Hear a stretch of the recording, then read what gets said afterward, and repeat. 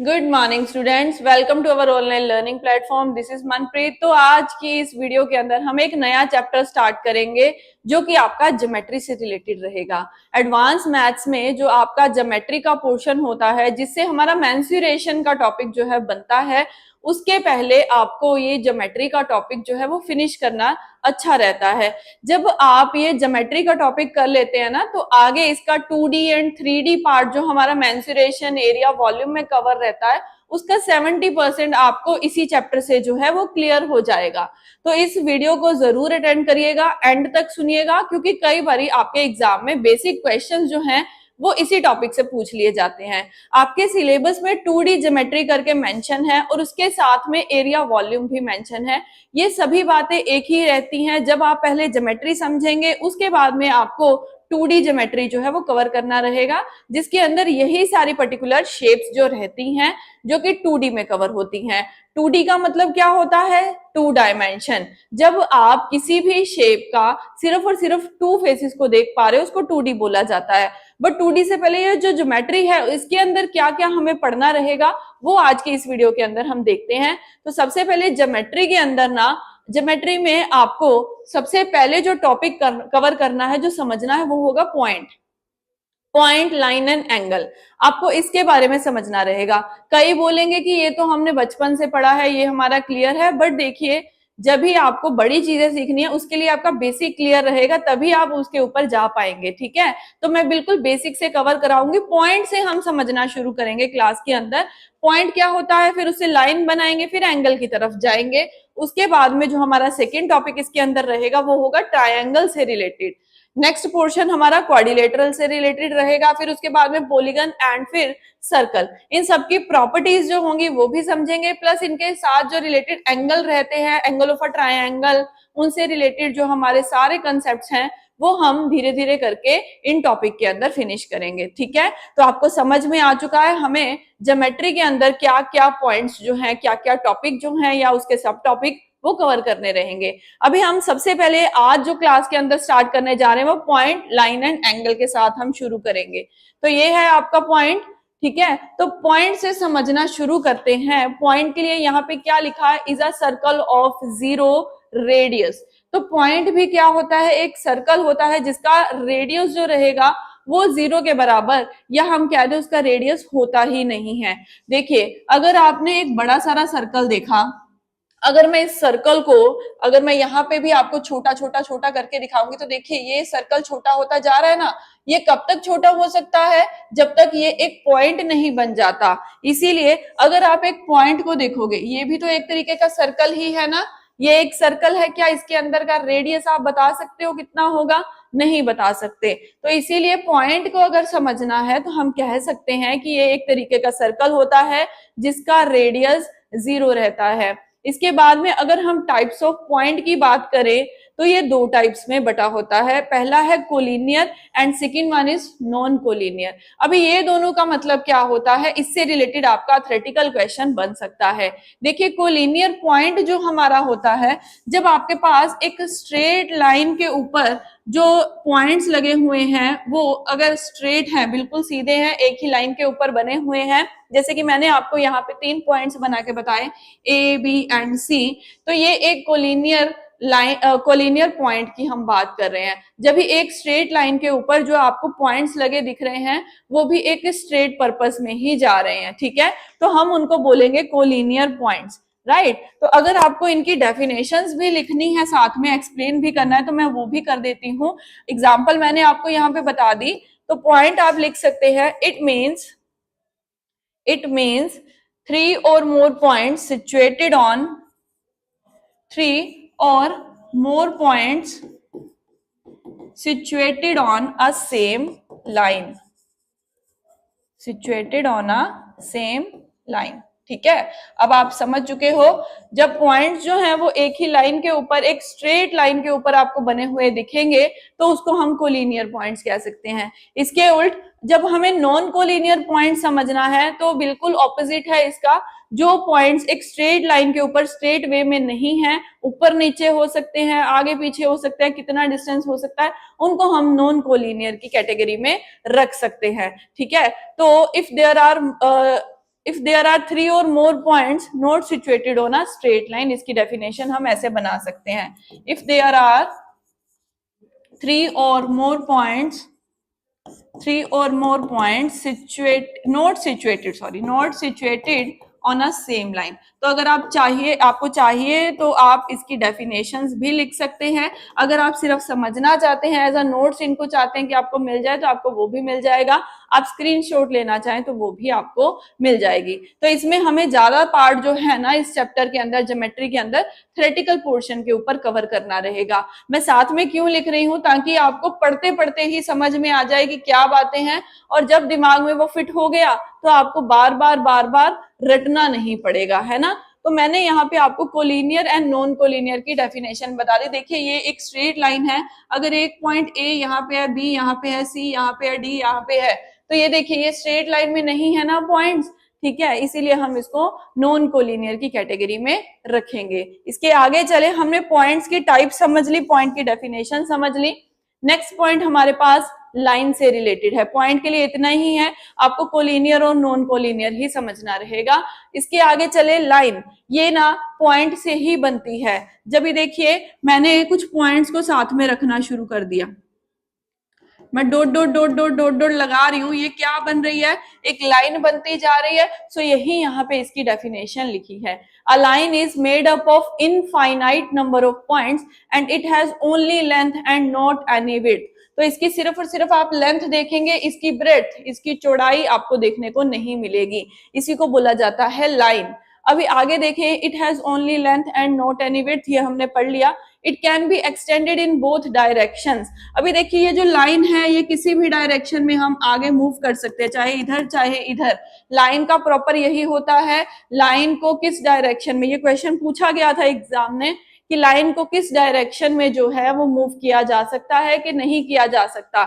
Yes, it can be extended in both direction as well as in any one of that direction, ठीक है, किसी भी एक में भी हो सकती है, दोनों में भी हो सकती है।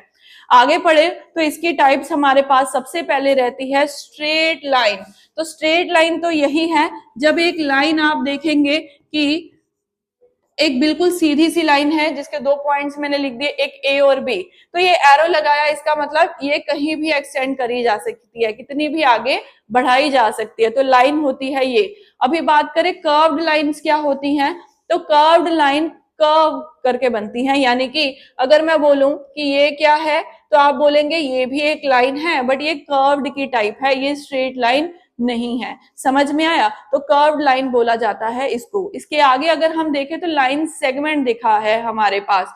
अभी देखिए ये पॉइंट समझना रहेगा, कई ऐसे स्टूडेंट्स होते हैं जिनको लाइन और लाइन सेगमेंट के बीच में डिफरेंस नहीं पता। आई होप कि आपको पता होगा, नहीं पता तो कोई बात नहीं, मैं हूं यहाँ पे आपको बताने के लिए। आज आपको समझ में आ जाएगा दोनों के बीच में क्या डिफरेंस है। देखिए यहाँ पे मैंने आपको एक लाइन बनवा दी है, एक स्ट्रेट लाइन। यहाँ पे भी मैं आपको एक लाइन बनवा रही हूँ जिसको हम स्ट्रेट लाइन कह सकते हैं, बट यहाँ पे पॉइंट्स थे ए और बी, यहाँ पे भी मैंने 2 पॉइंट्स रख दिए, एक ए और एक बी। अभी देखिए दोनों में डिफरेंस क्या है, दोनों सेम ही तो पार्ट में लिखे हैं, तो डिफरेंस इन दोनों में ये है कि ये जो ए बी लाइन है ना, अगर मैं सिर्फ लाइन बोल रही हूं तो it can be extended in both direction, but जब मैंने लाइन सेगमेंट बोल दिया सो इट मींस इनकी मैंने डायरेक्शन जो है, इनके पॉइंट्स जो है वो फिक्स कर दिए, इसके आगे इसको एक्सटेंड नहीं करना। आप देखिए जब स्कूल में हमें टीचर बोलते होते थे कि चलो इतने स्केल से इतनी जो है सेंटीमीटर की लाइन जो है वो खींच के एक छोटा सा पिक्चर बना के दे दो। हमारे स्कूल में बेसिक लेवल पे ये चीज सिखाई जाती है ना, सबसे पहले हमें लाइन सेगमेंट से शुरुआत करवाई जाती है। सपोज अगर टीचर ने बोला कि 2 सेंटीमीटर की लाइन खींच दो, तो आप क्या करोगे, स्केल रखोगे ऐसे और इतनी 2 सेंटीमीटर की लाइन खींच दी और यहाँ पे उनके पॉइंट्स लगा दोगे कि बस इतनी ही है हमारी 2 सेंटीमीटर की लाइन। ये आपने पॉइंट्स क्यों लगाए, तब कि आपने बोल दिया सिर्फ इतनी ही लाइन है, इसके आगे हमें नहीं बोला गया टीचर के द्वारा, तो हम नहीं खींचेंगे, है ना। तो यही पॉइंट यहाँ पे है, लाइन सेगमेंट जिसके 2 एंडिंग पॉइंट्स रहते हैं और जो स्ट्रेट लाइन है उसको हम एक्सटेंड कर सकते हैं। समझ में आया दोनों में अब डिफरेंस। तो ये था लाइंस के अंदर की टाइप्स। आगे चले, इसके आगे क्या लिखा है, टाइप्स ऑफ लाइन आज की क्लास में हम देखेंगे। पीछे हमने 3 टाइप देखी हैं, उसके अलावा भी इसकी कई और टाइप्स होती हैं, वो क्या क्या है, सबसे पहले यहाँ पे लिखा है इंटरसेक्टिंग लाइंस। इंटरसेक्शन का मतलब, इंटरसेक्ट का मतलब क्या होता है, एक दूसरे को कट करना। अभी इंटरसेक्टिंग लाइन कैसी होंगी, दो ऐसी लाइंस होंगी जो आपस में एक दूसरे को कट करके जा रही होंगी, कुछ ऐसे। ठीक है, समझ में आया ये? तो मैंने यहाँ पे दो लाइंस बनाई और उनको एक पॉइंट पे कट किया। सपोज करो इसको मैंने ए नाम दे दिया, इसको बी नाम दे दिया, इसको मैंने सी बोला एंड इसको बोला मैंने डी।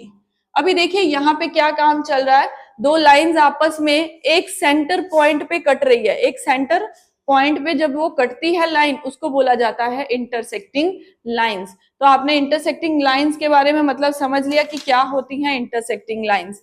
अभी क्लियर है? आगे चले, कॉन्करेंट लाइंस। तो कॉन्करेंट लाइंस क्या होती हैं, है ना?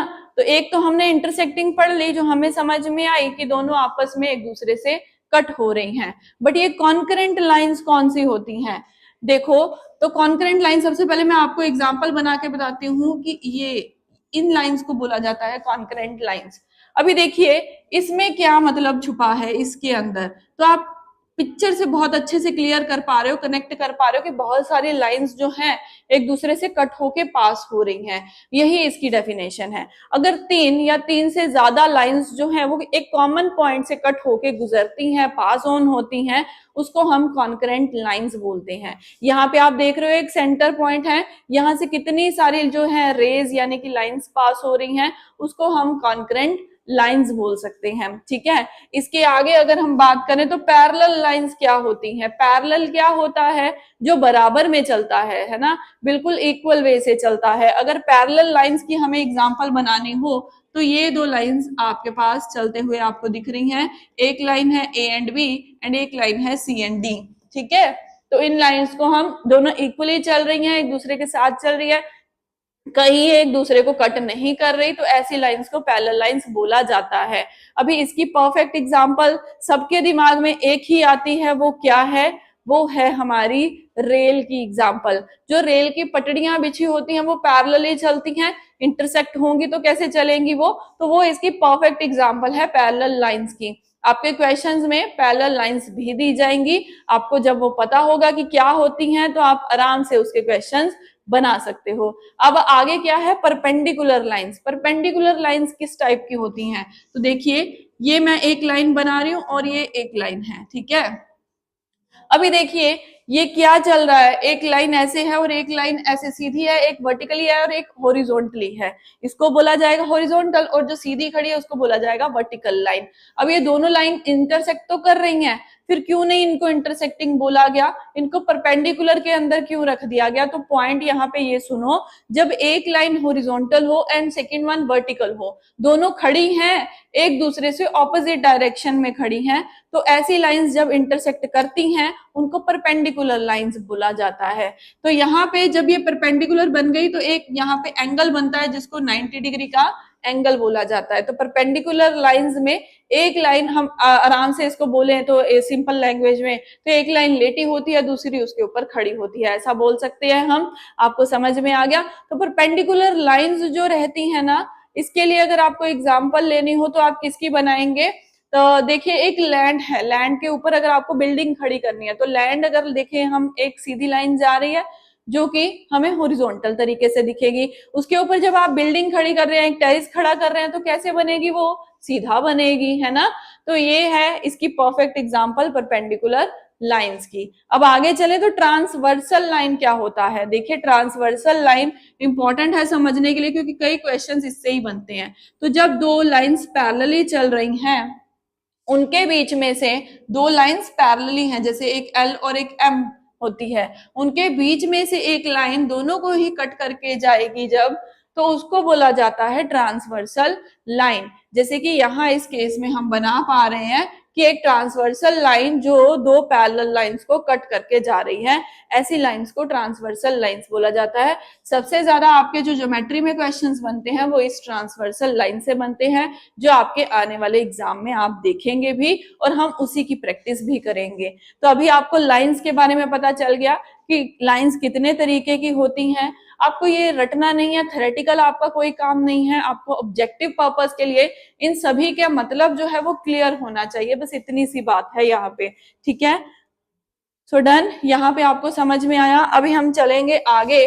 आगे क्या है हमारे पास, हमने पॉइंट समझ लिया, हमने लाइन समझ ली। अभी जो पॉइंट है वो है एंगल से रिलेटेड। अभी एंगल के अंदर क्या है, an angle is a union of two non collinear rays with a common initial points. अभी क्या यहाँ पे लिखा है, दो नॉन कोलिनियर रेज जो हैं वो आपस में एक दूसरे से मिलेंगी। कोलिनियर का मतलब मैंने पीछे बताया था, एक स्ट्रेट लाइन के ऊपर बनने वाले स्ट्रेट पॉइंट्स। तो नॉन कोलिनियर क्या होगा, जब आपके पास स्ट्रेट लाइन के ऊपर ही कॉमन पॉइंट्स नहीं रहेंगे। समझ में आया? तो नॉन कोलिनियर रेज जब आपकी जो होंगी, जिनका एक कॉमन इनिशियल पॉइंट रहेगा, यानी कि सपोज करो ये एक रे जा रही है यहां से और एक रे जो है वो जा रही है कुछ यहां से, तो दो अलग अलग रेज है। समझ में आया? अब यहाँ पे ये कौन से पॉइंट पे मिल रही हैं दोनों, तो इस पॉइंट पे, इसको बोला गया है इनिशियल पॉइंट। तो अभी यहाँ पे अगर मैं देखूं तो यहाँ एक एंगल बनता दिखेगा, बस उसको उन्होंने बोला है एंगल। क्या होता है, जो दो नॉन कोलिनियर रेस के बीच में आने वाले कॉमन इनिशियल पॉइंट पे बनता है। Two rays forming an angle, ये जो दो रेज हैं ये एक एंगल फॉर्म करेगी जिसको बोला जाता है arms of the angle. Arms of the angle, ये आर्म्स ऑफ द एंगल है दोनों रेज, इन दोनों को हम कह सकते हैं कि दोनों आर्म रहेंगी। ठीक है, उसके बाद में कॉमन इनिशियल पॉइंट, इनका जो कॉमन पॉइंट है वो क्या है, वो ये वाला पॉइंट है, जिसको क्या बोला जाता है, जिसको बोला जाता है वर्टेक्स ऑफ द एंगल। ये आपको पॉइंट बस पता होना चाहिए कि वर्टेक्स ऑफ द एंगल होता क्या है। वो इनिशियल पॉइंट जो दो नॉन कोलिनियर रेस को आपस में मीट कर रही हैं, ज्वाइन कर रही हैं, उसको हम वर्टेक्स ऑफ द एंगल कह सकते हैं। आया समझ में? अभी आगे चले तो नेक्स्ट पॉइंट, यहाँ पे हमें एंगल्स के बारे में पता होना चाहिए, डिफरेंट डिफरेंट टाइप्स के एंगल्स। सबसे पहले हमारे पास है एक्यूट एंगल। एक्यूट एंगल कौन सा होता है, जो 0 डिग्री से बड़ा रहता है बट 90 डिग्री से छोटा रहता है। समझ में आया? तो जो एंगल 0 से बड़ा है 90 से छोटा है उसको एक्यूट एंगल बोलते हैं। जैसे कि अगर हमने इसका बना के देखना हो तो कुछ इस टाइप का बना हुआ एंगल, अगर यहाँ पे 60 डिग्री बना दूं तो ये एक एक्यूट एंगल बन जाएगा। ठीक है, आपको ये पॉइंट पता होगा एक्यूट एंगल किसको बोलते हैं, नहीं पता तो आज की क्लास में आपको समझ में आ गया। जिसका एंगल जो है वो 90 डिग्री से कम है उसको एक्यूट की डेफिनेशन में रखा जाएगा। आगे राइट एंगल पढ़े तो राइट एंगल तो सबको पता होता है, बच्चे बच्चे को पता है, जिसकी डिग्री पूरी की पूरी 90 डिग्री रहती है। अभी हमने क्या पढ़ा, 0 से 90 से कम कम का जो एंगल है वो है एक्यूट एंगल। अभी पूरा 90 जब मिला उसको बोलेंगे राइट एंगल ट्रायंगल। ये कैसे बनता है, दोनों आर्म्स जो हैं, नॉन कोलिनियर आर्म्स जो हैं, वो सीधा खड़ी रहेंगी अपनी अपनी साइड पे और वहां पे जो एंगल बनेगा उसको बोला जाता है राइट एंगल। अभी आगे बात करें तो ऑब्ट्यूज एंगल क्या होता है, जो एंगल 90 डिग्री से बड़ा रहेगा और 180 डिग्री से छोटा रहेगा उसको बोला जाएगा ऑब्ट्यूज एंगल। यहाँ पे पॉइंट समझना, पहले हम 0 से लेके 89 तक चल रहे थे, फिर 90 आ जाता है तो राइट एंगल, अब 90 से ऊपर जा रहे हैं और 180 से कम है तो वो ऑब्ट्यूज एंगल है। ऑब्ट्यूज एंगल किस टाइप का होता है, तो वो इस टाइप पे आपका एंगल रहता है। ठीक है ना, 115, 120, 130, 135 का एंगल ऑब्ट्यूज की कैटेगरी में आएगा। तो ऑब्ट्यूज एंगल आपको पता चला। अभी हम आगे देखें तो हमारे पास स्ट्रेट एंगल। अभी स्ट्रेट एंगल क्या रहता है भाई, तो देखिए 180 डिग्री तक का पीछे आपने देख लिया। तो स्ट्रेट एंगल होता है जब आपका बनने वाला एंगल जो है वो सीधा एक ही साइड पे, देखिए बिल्कुल स्ट्रेट में पड़ा है, जो आपका ऑब्ट्यूज एंगल था वही नीचे गिर गया तो वो स्ट्रेट बन गया। तो ऐसे एंगल को हम स्ट्रेट एंगल की कैटेगरी में रखते हैं, जो पूरा पूरा 180 डिग्री का एंगल रहता है। अभी आपका लास्ट पॉइंट यहाँ पे आ गया कि रिफ्लेक्स एंगल किसको बोलते हैं। देखिए रिफ्लेक्स एंगल जो है ना वो समझने वाली बात है। देखिए ये आपका एक एंगल है, इसको बोला जाता है रिफ्लेक्स एंगल। अगर मैं आपको इजी वे में बताऊं रिफ्लेक्स एंगल के बारे में, तो एक बार यहाँ पे हम लिख दे तो ए और बी। रिफ्लेक्स एंगल के बारे में बताऊं तो जो एंगल जो है वो 180 डिग्री से बड़ा होता है बट 360 डिग्री से कम रहेगा।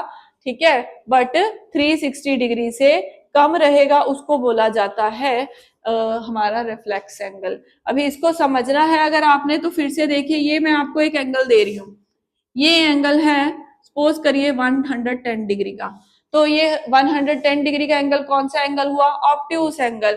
बट यहां से मैं आपको पूछना चाहती हूँ कि ऑब्ट्यूज नहीं, मुझे रिफ्लेक्स एंगल के बारे में बताइए। तो आप कैसे फाइंड आउट करेंगे इसका रिफ्लेक्स एंगल?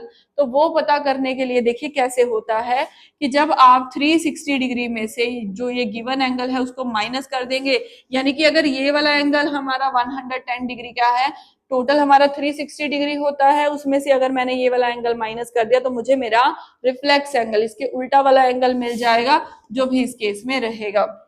रिफ्लेक्स एंगल समझने वाला पॉइंट है, क्योंकि आगे आने वाले एग्जांपल्स में आप देखेंगे इसके साथ भी कुछ क्वेश्चंस आपको मिलेंगे जहां आपको कहेंगे कि ये आपका एंगल है तो इसका रिफ्लेक्स पता करके दीजिए। वहां पे आपने ये क्या करना है, 360 डिग्री, क्योंकि आपको पता है ये पूरा घूमेगा तो 360 डिग्री का ही रहेगा, है ना। जब आगे वाला दिया हुआ है तो हम पीछे वाला यानी कि रिफ्लेक्स कैसे निकाल सकते हैं, उसमें से माइनस करके। समझ में आया आपको ये सारे पॉइंट्स? तो आज की क्लास में हमने क्या क्या सीख लिया है, पॉइंट के बारे में, लाइन के बारे में और हमारे एंगल्स के बारे में हमने पॉइंट सीख लिए हैं, और टाइप्स भी हमने इसकी कवर कर ली हैं। ठीक है, अभी हम नेक्स्ट क्लास के अंदर इसका नेक्स्ट पार्ट कवर करेंगे, जिसमें एंगल्स और आने वाले जो ट्रायंगल, क्वाड्रिलेटरल, पॉलीगन है वो सारे टॉपिक रहेंगे। तो अभी मिलेंगे नेक्स्ट क्लास में। Okay class, thank you.